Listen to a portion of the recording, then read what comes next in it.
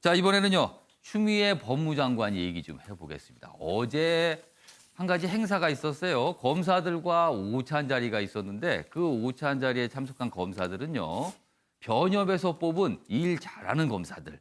인권도 잘 지키고 수사도 잘하고 여러 가지 역할, 공판도 잘하고 이런 검사들 선발했거든요. 그 검사들과 오찬을 했는데 거기서 몇 마디를 좀 한 게 있습니다. 화면을 좀 봐주실까요? 이 기사 말고요. 앞서서 그 화면 좀 올려주세요. 검사들과의 오찬, 추미애 법무장관 얘기입니다. 여기 보면 초등학교 때 그 검사들과 만나서 이런 얘기를 합니다. 초등학교 때 선생님이 내가 싫은 사람은 나가도 좋아요라고 해서 당당하게 나간 적이 있다. 그러니까 본인을 농담을 좀 진담으로 받아들이는 경향이 있는데 그때 선생님이 이렇게 얘기해서 제가 진짜 집에 갔습니다. 이런 얘기를 합니다. 검사들 앞에서. 다음입니다. 지금 인사를 앞두고 있습니다. 강요에 의해서 여기 오신 분 있으면 나가셔도 좋습니다. 이렇게 얘기합니다. 점심자리예요. 농담이겠죠? 다음 기사 보시죠. 자, 변협 차원에서 칭찬 들으신 분들이 여기에 오셨다. 그러면서 이제 또 이렇게 어떤 칭찬도 섞어가면서 근데 뭐 불편하시면 나가셔도 됩니다. 이렇게 또 얘기를 합니다. 그래서 참석자들은 좀 뭐 굉장히 좀 웃음이 나왔다 뭐 이런데 여기 보면 2019년 우수검사 14명이 참석을 했다는 내용입니다. 이런 모습이 얼마 전에 있었어요. 그럼 여기서요. 그 모습 영상으로 직접 확인해 보겠습니다. 남의 말을 정말 농담이 아니고요. 아주 진지하게 받아들일 때가 있어요. 조금 눈치 보죠. 제가 초등학교 6학년에 올라갔는데 저의 담임으로 배정되신 분이 제가 볼 때는 좀 못마땅해요. 그 선생님이 갑자기 첫 수업 시간에 내가 싫은 사람은 나가도 좋아요 이래요. 그래서 난 그 말을 진짜로 알아듣고 제 가방을 싸서 당당하게 앞문으로 탁 나갔어요. 지금 인사를 앞두고 있어서 혹시 그것 때문에 강요에 의해서 오신 분들 있으면 나가셔도 좋습니다. 그렇게 하셔도 제가 전혀 불이익을 드리지 않을 테니까. 네, 방금 보신 영상은 법무부가 자체적으로 편집을 해서 여기 올려온 영상을 저희가 좀 가져와서 보여드렸습니다. 뭐 편하게 나가세요. 뭐 분위기는 웃었습니다만 요즘에 워낙 주목을 받고 있는 인물이라서 말 한마디 한마디가 굉장히 많은 분들이 이제 민감하고 예민하게 좀 분석들을 하고 있잖아요. 자, 이런 상황에서 다음 기사 보시죠. 특수본 제동, 추미애 지시, 윤석열 반대 묵살하고 각이서 의결했다. 어제 국무회에서 직제 개편과 함께 처리됐는데 특별수사본부, 그동안은 검찰총장이 만들 수가 있고요. 그리고 특별한 그러니까 검사들 모아서 수사를 했잖아요. 근데 이거를 얼마 전에 추미애 장관이 이건 장관 허가 있어야 된다 이렇게 얘기했는데 어제 처리가 됐습니다. 이렇게 됐습니다. 이제. 그러니까 검찰총장은 사실 이거에 대해서 이건 문제 있겠다 반대한다는 입장을 밝혔는데 거절이 된 거죠. 특수본 앞으로는 장관이 승인을 해줘야지만 꾸릴 수가 있게 된 겁니다. 여기 보시죠.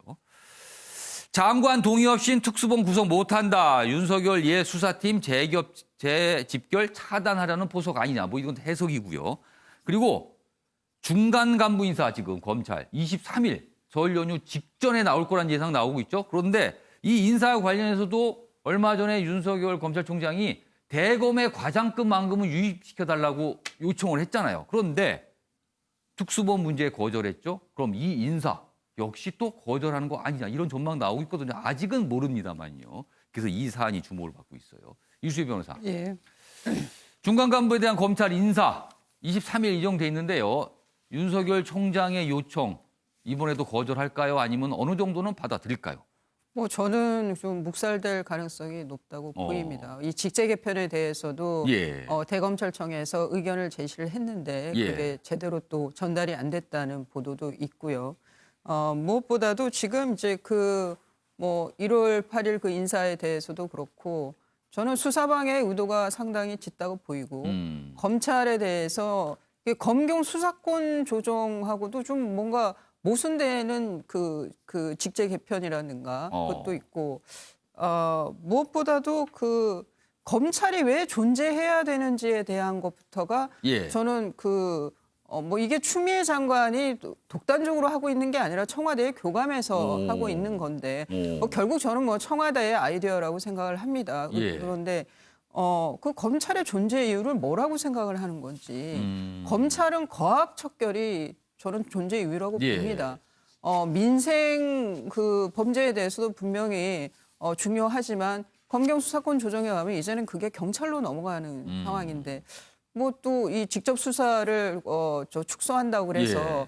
민생 범죄 쪽 그러니까 민생 범죄 말은 아름다운데 말은 좋은데 뭐 그러니까 일반 형사 일반 사범들을 예. 사건에 좀 더 이제 무게를 두겠다 이렇게 저는 그 해석이 또 돼요. 이런 것이 종국의 예. 그 국민들에게 그러니까 뭐 도움이 되는 건지 예. 또 부패 범죄에 대해서 권력자들 부패 범죄에 대해서도 도움이 되는지 저는 좀 상당히 의구심이 있습니다. 정관 실장님, 23일 나올 것으로 보이는 중간 간부, 검찰 중간 간부 인사 이번에는 어떤 모습일까요?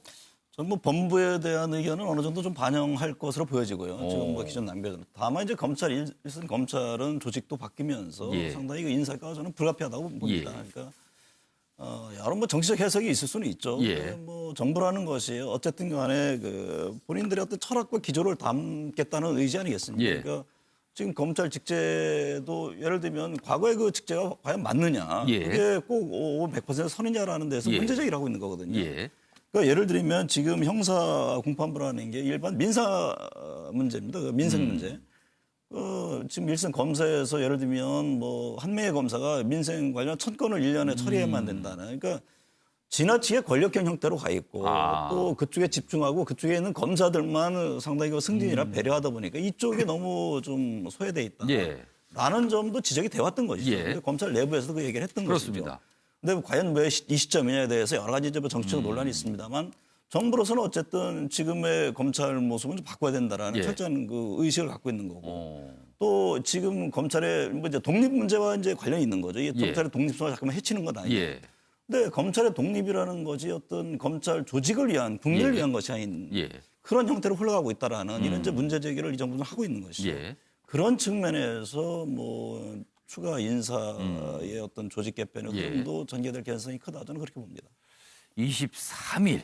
그러니까 뭐 발표하고 바로 연휴이기 때문에 어떤 움직임이 있으려면 또 연휴가 좀 지나야 되거든요. 기다려봐야겠습니다.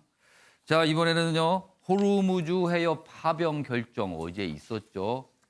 아까 일면 기사 때 제가 정부가 참 설명이 길어졌다. 그만큼 설명이 길면 고민이 많다는 거죠. 그 내용 좀 보겠습니다.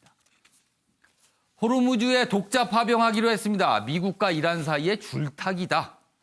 청해 부대가 작전 지역을 3.5배 지금보다 크게 확대해서 확대 개편이라고 할까요? 아무튼 넓혔습니다. 그런 방식으로 하는 겁니다. 그러니까 전혀 없었던 곳에 파견하는 게 아니라 이 범위를 넓힌 거죠. 그래서 왕건함, 아덴만에서 페르시아만 독자 작전을 펴게 됩니다. 미국 연합체엔 참여하지 않고 독자적으로 하고요. 대신 연락 장교만 좀 파견하기로 했다. 뭐 연락 장교 한 2명이라는 얘기도 나오고 있거든요. 미국에선 환영, 이란은 일단 우려 표명을 했습니다. 그동안 물밑 작업은 좀 했겠죠. 미리 좀 통보하고 우리 사정이 그렇다는 설명도 하고요. 정부 파견지 확대, 국회 동의 불필요하다. 왜냐하면 이미 하고 있는 작전 지역을 그냥 넓힌 것뿐이니까 이건 비준사항 아니다 이렇게 얘기하고 있지만 또 야당에서는 또 다르게 또 얘기하고 있기도 합니다. 관련 기사 하나 더 있습니다. 보시죠. 매일경제인데요. 독자 파병이라고 지금 원칙을 정했잖아요. 그런데 만약에 미국 쪽에서 연합작전 요구할 때는 어떻게 할 거냐. 이것도 거절하기도 난감하다는 거죠. 그러면은 사실상 미국과 같이 움직이는 게 되니까 이란 쪽에서는 또 굉장히 반발할 수도 있다. 뭐 이런 거예요, 지금. 그러니까 우리가 처한 어려움인 거죠. 여기 보시면 지도가 있습니다. 지도 좀 간단하게 소개해 드릴게요. 지금까지 청해 부대는요, 여기입니다. 여기 아덴이라고 써본 여기서부터 여기 살랄라라고 쓴 여기까지 요 구역에서만 활동을 했어요. 이게 한 1130km 정도. 그런데 이번에 요 빨간색으로 된 전선 보이죠? 여기까지 확장을 한 겁니다. 호르무즈 해협 있죠? 그리고 이쪽 안쪽은요. 바로 이란입니다. 어떻게 보면 여기에 배가 들어가게 되면 뭔가 갇히는 느낌도 들잖아요. 지도상으로는. 이렇게 확장이 된 겁니다. 그러니까 여기서부터 여기까지 왔다 갔다 하는 거예요. 지금요. 원칙적으로. 그러나 요 무스카트 항에 약간 뭐 본거지를 두겠다 이런 얘기도 좀 나오고 있죠.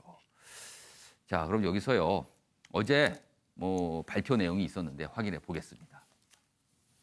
우리 정부는 현 중동情勢를 감안하여 우리 국민의 안전과 선박의 자유항행 보장을 위해 청해부대 파견 지역을 한시적으로 확대하기로 결정하였습니다. 일단 정부는 결정했습니다. 이 결정을 두고 정치권 여러 가지 반응이 나오는데요. 이게 혼재돼 있어요. 이른바 보수 진영과 진보 진영 통상 이렇게 명확하게 나오는 게 아니라 그 안에서 찬반이 막 갈리고 있습니다. 지금 보시죠. 자, 민주당에서는요. 청해부대 범위를 넓히는 거니까 이건 비준 필요 없다. 그냥 있었던 걸 다시 조금 늘리는 거다. 반면에 한국당은 무슨 소리? 임무가 바뀌는 건데 이거 국회 동의 필요하다. 이렇게 또 맞서고 있고요. 여기 보시면 셈법이 복잡합니다. 여당에서는요. 2003년 이라크 파병한 그때 당시 내용이 있었거든요. 그래서 이거 국회 비준 필요 없이 그냥 바로 그냥 가면 된다. 이렇게 하는 입장이고요. 보수 야권에서는 파병 자체는 찬성합니다. 그러나 이거는 비준을 받아야 된다. 또 여기에 문제 제기를 하고 있죠. 그리고 여당을 제외한 진보 야권들은요. 파병 자체에 반대하고 있습니다. 그러면서 그렇게 중대한 문제이기 때문에 이것도 비준을 받아야 된다고 또 하는 거예요. 이건 또 여당과 또 결이 달라요. 그래서 여러 가지 지금 복잡한 상황입니다. 결이요. 밑에 보면 전쟁 반대하는 진보총 흡수 의도로 진보 야권에서 이런 주장하는 거 아니냐. 그 시민단체 또 반대하고 있습니다. 파병 자체에 대해서. 자, 김종욱 교수님. 네. 간단하게 시간이 없어서 짧게. 비준 받아야 됩니까? 말아야 됩니까? 이거. 저는 비준을 해야 한다고 생각을 하고요. 이유는 뭐냐면 예. 뭐 지금 이제 법률적으로 민주당이 얘기하는 것처럼 유사시의 작전 범위를 확대한다는 조항이 분명히 있지만 전 남북이 대치된 상황에서 평화국가를 지향해야 되는 우리나라에서 예. 매번 이런 상황에 대해서 임시적인 조치로서 국회라고 하는 민의를 대변하는 공간에서의 비준을 받지 않고 반복적으로 얘기하면 저는 여야를 떠나서 마찬가지지만 또 이 비준을 가지고 있다는 건 뭐냐면 다른 국가들과의 협상력, 외교적 협상도 분명히 있는 측면이 있습니다. 좀 그래서 당장 지금 이런 상황에서 한미동맹이라는 것을 고려해야 되고 남북관계도 고려해야 되지만 저는 상식적으로는 비준이라고 하는 절차들을 꼭 거칠 필요가 있다고 생각합니다. 필요하다. 국회 네. 통제를 받아야 된다. 네네. 최영호 의원께서는 어떻게 보세요? 뭐 비준까지는 아니라도 국회에서 한번 의논을 해서 동의를 얻어야 되고요. 사실 아덴만은 해적이 문제지만 예. 이쪽은 국민 보호 2만 5천 명이 살아요. 예. 중동에. 그다음에 900회 우리 국적 예. 상선이 지나기 때문에 예. 그런 부분에 대해서는 넓은 의미의 이 뭐 임무 확대로 될 수 있지만 국회 내에서 예. 아까 우리 김 교수가 얘기한 것처럼 우리 어떠한 이 연대와 예. 그다음에 이 합리성을 우리가 보장받기 위해서는 국회 논의는 꼭 필요하다. 이렇게 생각을 합니다. 지금 이 비준 문제에 대해서는요, 여당은 필요 없다. 그리고 한국당은 필요 있다. 그리고 뭐 이 이른바 진보 야권은 비준, 파병 자체를 반대하면서 비준을 해야 된다 보니까 지금은 어떻게 보면 비준을 해야 된다 목소리가 조금 더 크게 들리지 않나. 지금 기사들은 그렇게 분석을 좀 하고 있습니다. 자, 이번에는요, 마지막 순서가 될 것 같은데요. 먼저 사진을 좀 한 장 봐주시죠.